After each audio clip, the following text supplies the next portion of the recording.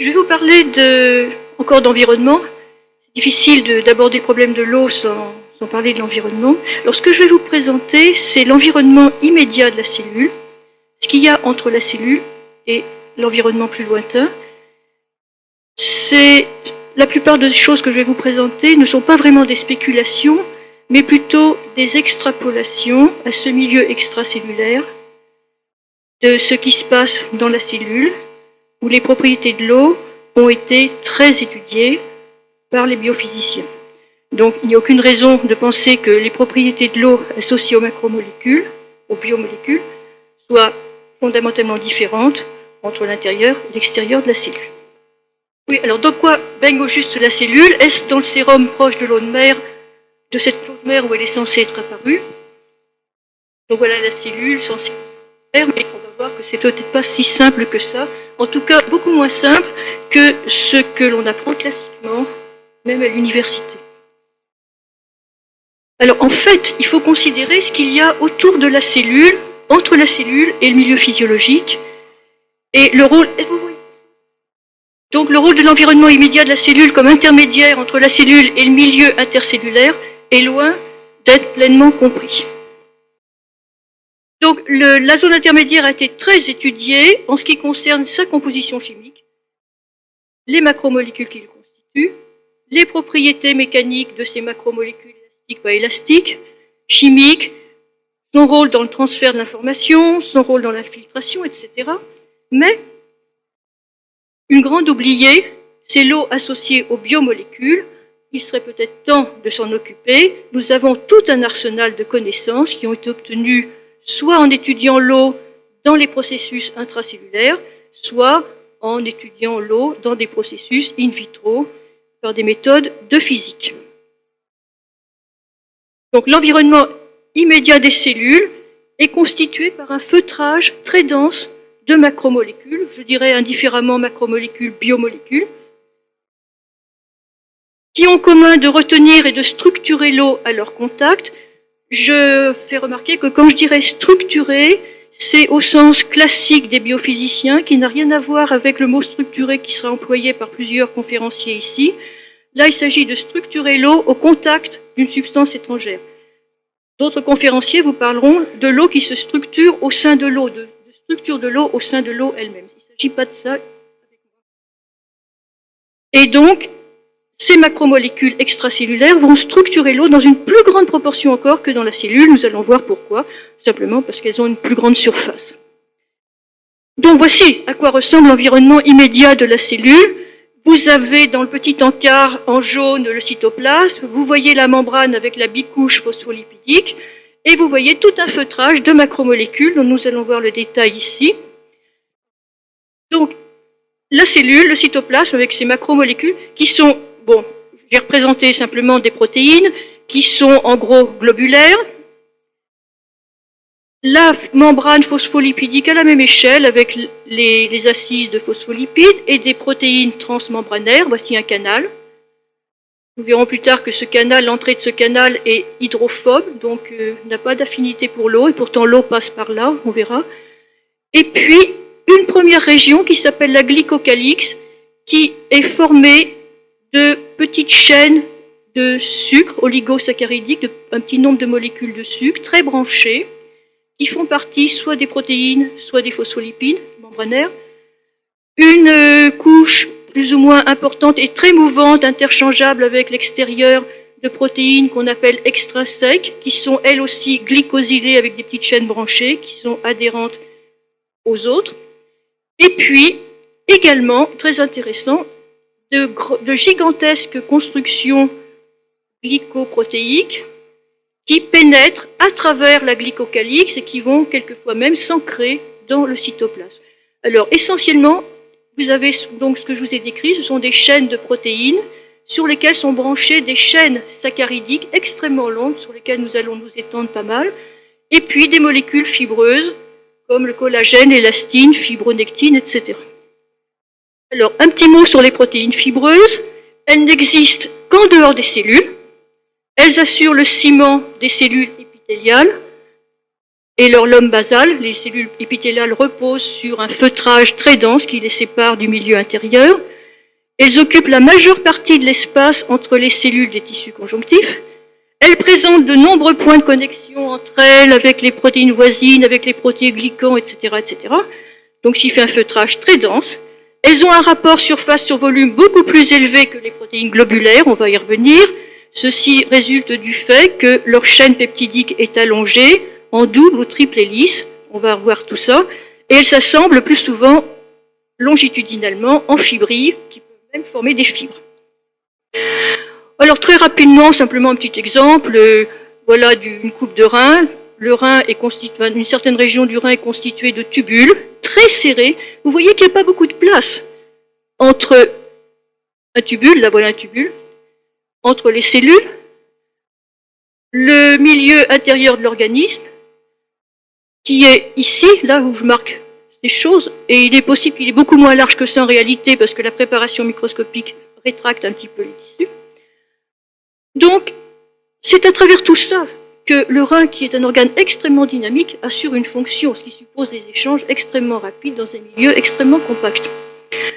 Et nous allons, simplement à titre d'illustration, voir un petit peu ce que c'est que cette lame basale qu'on trouve à la base de tous les épithéliums étant des cellules, des assises cellulaires, uniques ou multiples, qui séparent le milieu intérieur de l'organisme, en gros, sérologique, du milieu extérieur, ici, le début de l'arbre urinaire qui débouche à l'extérieur, c'est considéré comme milieu extérieur, donc un milieu complètement hostile à toute espèce de vie.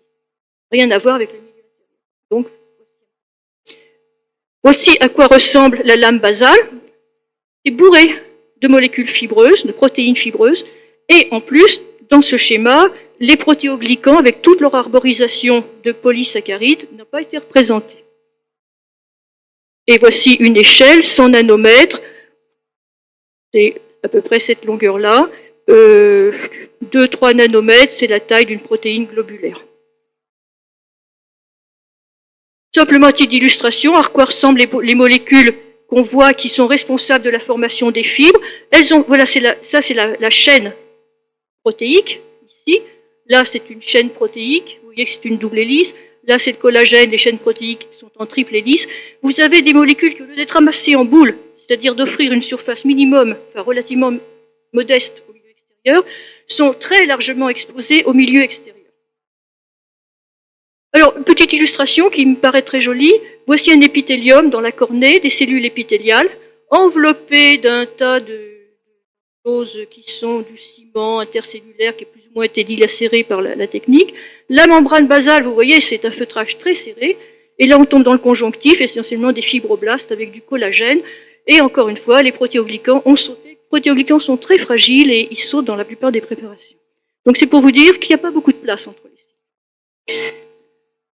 Donc un exemple de collagène, je vais passer un peu vite là-dessus, un exemple d'élastine, vous voyez, c'est très compact.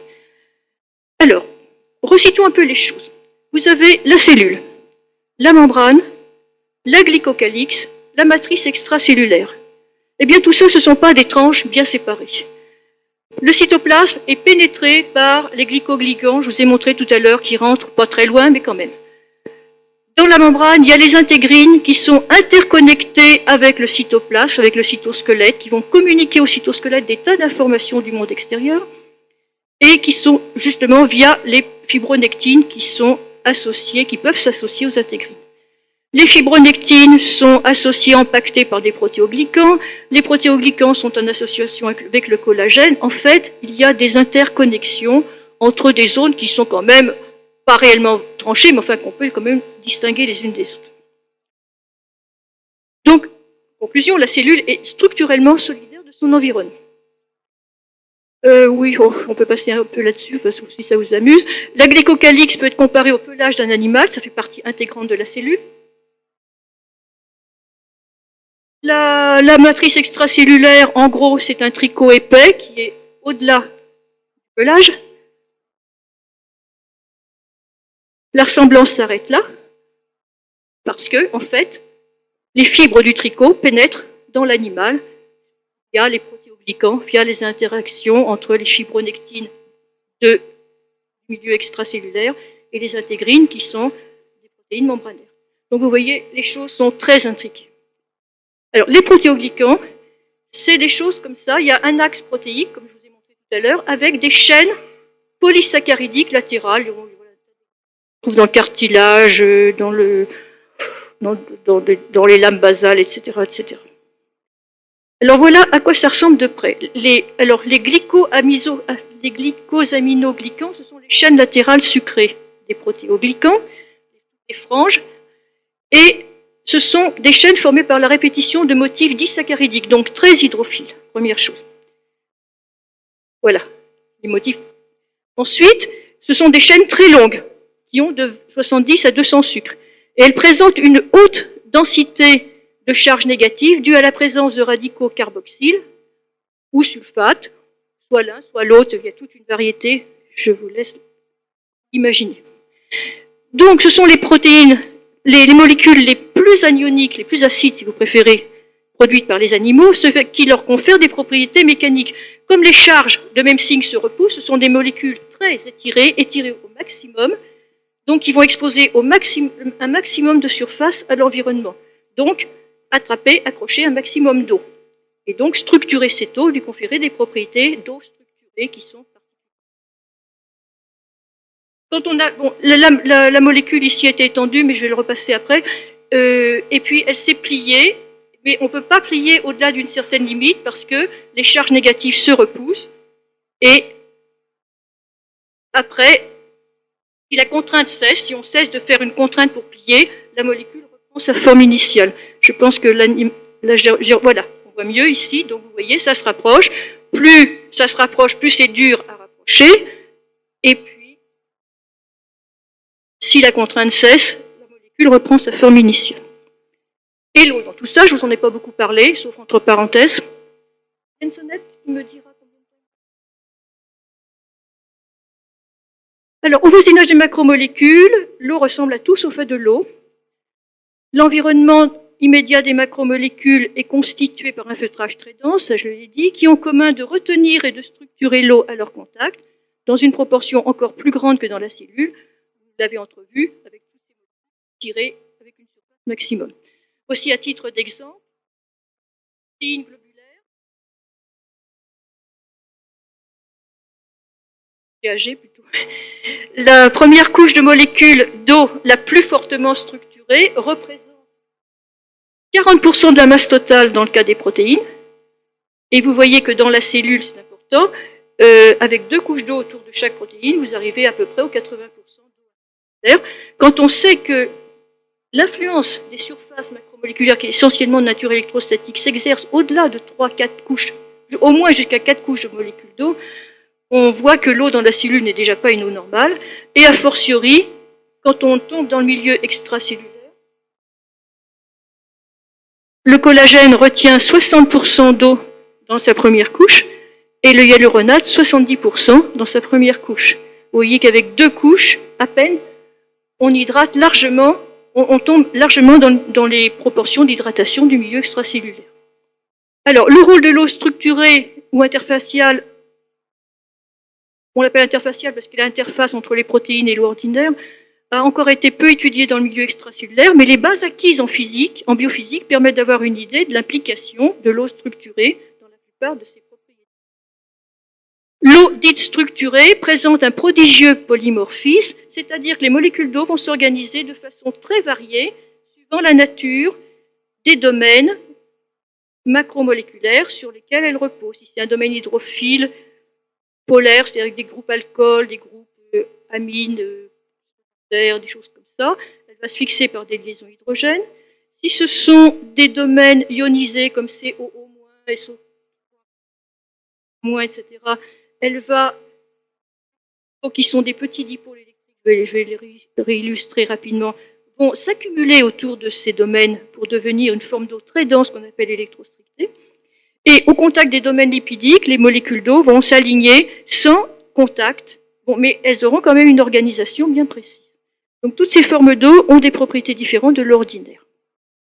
Et toutes ces formes d'eau sont exploitées par les biomolécules au cours de leur fonctionnement. On a une quantité de données déjà pour les molécules intracellulaires. Donc les structures adoptées par l'eau interfaciale diffèrent elles diffèrent de l'ordinaire et elles diffèrent aussi entre elles, suivant que c'est sur un domaine acide, polaire, lipidique, etc., par leur mobilité, leurs propriétés mécaniques, leur densité, bon, je passerai en revue certaines de ces propriétés. Alors peut-être simplement pour éclairer certains qui étaient l'an dernier, j'ai fait une conférence où j'expliquais longuement ce qu'était l'eau structurée, ses propriétés. Très rapidement, simplement un petit rappel, une petite parenthèse sur la molécule d'eau. La molécule d'eau, la voici, H2O, l'oxygène, avec ses 6 électrons périphériques. Les électrons célibataires sont associés aux électrons d'hydrogène par une liaison covalente. Et là, vous avez deux doublets d'électrons qui ne sont pas occupés. Mais en fait, les ronds, là, qui sont censés être les orbites électroniques, ça n'existe pas. C'est pas matériel, c'est pas une barrière. Donc en fait, vous avez ici, à nu, exposé largement les deux noyaux de l'hydrogène, donc un pôle très positif, et ici, exposé largement à l'environnement, les 4 électrons de l'oxygène, donc un pôle négatif. Globalement, la molécule est neutre, mais globalement, elle se comporte comme un petit dipôle électrique. Donc, au voisinage d'un groupe ionisé ou plus ou moins, les dipôles se mettront dans un sens ou dans l'autre, attirés massivement, c'est ce qui va donner l'eau électrostrictée. Sinon, si ce sont des molécules polaires, les molécules polaires ou des groupements polaires, c'est des choses qui, comme l'eau, sont neutres globalement, mais présentent une dissymétrie dans la répartition des charges avec un pôle plus. Ouais. Donc dans ce cas-là, il se passera des liaisons hydrogènes. Donc voici ce qui se passe entre deux molécules d'eau, par exemple. Ça pourrait être ici un groupe OH alcool ou NH amine secondaire, etc. Vous avez une molécule d'eau, son proton, son noyau d'hydrogène, c'est-à-dire un proton, qui est attiré par les électrons libres d'une molécule voisine. Donc c'est ça, une liaison hydrogène. C'est une liaison de force moyenne relativement faible, mais pas si faible que ça. Et dans le cas de l'eau ice lac, de la glace ou de l'eau ice lac, on y reviendra, elle est rectiligne. C'est-à-dire que vous avez alignement OHO. Par contre, dans l'eau, la liaison n'est pas rectiligne, elle oscille, et quand l'angle dépasse une certaine limite, elle devient tellement faible que la molécule d'eau peut être accrochée par une voisine. Voici, tout à fait schématiquement, une macromolécule genre protéine globulaire, avec un domaine ionisé. Vous voyez l'eau électrostrictée, les petits dipôles d'eau, très densément accumulés ici. Vous allez dire, et ici, oui, mais ici, il se trouve que le pôle plus et le pôle moins sont tellement près, ce qui va expulser la majeure partie de l'eau électrostrictée, donc vous avez des régions relativement peu. Ici, vous avez des régions avec des liaisons hydrogènes, par exemple un domaine polaire. Ici, un domaine hydrophobe où les dipôles d'eau qui n'ont pas d'affinité se sont mis comme ça, etc. Alors, j'insiste là-dessus parce qu'on en aura besoin. Vous voyez que vous savez tous que les protéines changent de forme quand elles travaillent. Et par exemple, la cavité peut s'ouvrir, donc le pôle plus peut s'éloigner du pôle moins. À ce moment-là, ce qui va se passer, c'est qu'il y aura un afflux de molécules d'eau qui vont reconstituer une eau électrostrictée autour de ce pôle plus et de ce pôle moins. Cette eau vient de l'environnement. De l'environnement, alors, ce que je n'ai pas dit, c'est que l'eau électrostrictée a une densité plus élevée que l'eau ordinaire, sensiblement plus élevée. Donc, quand de l'eau afflue pour devenir électrostrictée, il y a forcément une variation de volume dans le sens d'une diminution de volume, puisque la densité est plus forte. Par contre, quand la molécule se referme, les molécules d'eau électrostrictée vont de nouveau repartir dans l'environnement. Il va y avoir un delta V positif. Donc vous voyez avec un jeu de delta V, de variation de volume, positif ou négatif. Qui dit variation de volume, dit pression ou aspiration, donc effet mécanique. Donc beaucoup d'effets mécaniques des macromolécules qui peuvent faire des tas de petites choses, des petits travaux mécaniques, peuvent s'expliquer par des changements de densité de l'eau. Et bien sûr, il y a le changement de forme, mais il n'y a pas que ça. Alors, voici à quoi ressemble un glycoamino, un GAG. De l'eau électrostrictée au niveau de tous les pôles ionisés, et sinon, en rouge, de l'eau tenue par des liaisons hydrogènes. Vous voyez, il y a énormément d'eau autour de ces molécules. Donc, l'environnement de la cellule, bien sûr, c'est de l'eau, c'est des tas de molécules dans de l'eau ou de l'eau autour d'un tas de molécules, si vous préférez, en continuité d'ailleurs plus ou moins avec le milieu intérieur, mais cette eau est fortement structurée. Donc, ce n'est pas de l'eau ordinaire. Alors, au point de vue de la mobilité de cette eau, on peut s'attendre à ce que dans la matrice extracellulaire, l'eau soit moins mobile. Pour la simple raison que vous avez des molécules plus attractives de l'eau, donc plus immobilisatrices. Les macromolécules extracellulaires étant très hydrophiles, les molécules d'eau sont très ralenties à leur contact. A contrario, l'eau dans les nano-espaces, c'est intéressant, une information intéressante, simplement, l'eau dans les nano-espaces hydrophobes est très mobile, contrairement à ce qu'on pourrait imaginer. Il y a eu un très beau travail qui a été fait par ces chercheurs qui ont montré que l'eau peut rentrer dans des nanotubes de carbone de 8 angstroms de diamètre, 0,8 nanomètres si vous préférez, et circuler très vite, pour la bonne raison déjà qu'il n'y a pas d'affinité pour les parois, pour la bonne raison qu'une molécule ici n'a que 2 liaisons hydrogène avec la précédente et la suivante, contrairement à celle-ci, donc elles sont beaucoup plus mobilisables et mobiles. Et ça a été avancé pour expliquer que l'eau peut pénétrer rapidement par les canaux à eau qui sont des canaux membranaires, dont on sait que la partie intéressante du canal est fortement hydrophobe. C'est également une explication qui peut avancer contre les gens qui disent oui, toutes ces histoires d'eau structurée, c'est de la blague, l'eau dans la cellule se déplace rapidement, il n'y a rien qui l'entrave, c'est pas vrai. C'est vrai que l'eau se déplace rapidement, on a des données. Mais c'est vrai aussi qu'on connaît des propriétés de l'eau interfaciale. Mais cette propriété, qui a été démontrée récemment, peut être une excellente explication, parce que les molécules globulaires de l'intérieur de la cellule sont interconnectées les unes avec les autres par des liaisons le plus souvent faibles, de type hydrophobe, c'est-à-dire qu'elles s'apposent par des domaines hydrophobes, et à ce moment-là, vous avez réalisé quelque chose qui ressemble à ces canaux, et l'eau peut circuler aussi rapidement que ce que je vous ai montré dans la petite animation. Plus rapidement. C'est une parenthèse. Donc, en résumé, l'eau est très mobile dans la cellule, conditions favorables au processus métabolique. L'eau est peu mobile dans l'environnement, conditions favorables à un effet stabilisant. Et donc là, on arrive à retrouver, également avec les propriétés de l'eau, des choses que l'on sait sur cet environnement qui joue, entre autres, un rôle, bien sûr, un rôle de communication, un rôle de beaucoup de choses, mais aussi un rôle protecteur. Alors, dans les structures que nous allons voir, la conductivité électrique, qui peut être intéressante, l'eau pure est un mauvais conducteur de courant, mais la glace et les structures ILAC, c'est-à-dire des molécules d'eau enchaînées par des liaisons hydrogène rectilignes, sont un bon conducteur des protons. Donc, des structures d'eau enchaînées par des liaisons hydrogènes peuvent être des bons conducteurs de signaux. Et il y a de nombreuses files ICE-LAC à la surface des macromolécules et même à l'intérieur qui envoient des signaux d'un bout à l'autre d'une macromolécule. Alors, à quoi ressemble un courant protonique? Eh bien, si vous imaginez une file de molécules d'eau, vous avez un proton qui arrive, c'est toujours ce proton-là qui saute sur la suivante, c'est pas celui qui vient d'arriver. Vous voyez? Donc finalement, le proton qui est libéré, c'est pas celui qui est arrivé, c'était le dernier de la file. Donc c'est un processus de transfert de niveau d'énergie qui était extrêmement rapide, un processus récurrent de proche en proche, et qui va permettre, effectivement, quand le proton arrive là, il va donner une certaine information à l'endroit où il arrive. Donc les longues macromolécules hydrophiles du milieu extracellulaire pourraient servir de vecteurs d'information en conduisant des courants protoniques. Toujours dans les structures adoptées par l'eau interfaciale, leur densité. Donc c'est ce que je vous ai expliqué tout à l'heure pour les variations de volume, je ne vais pas y revenir.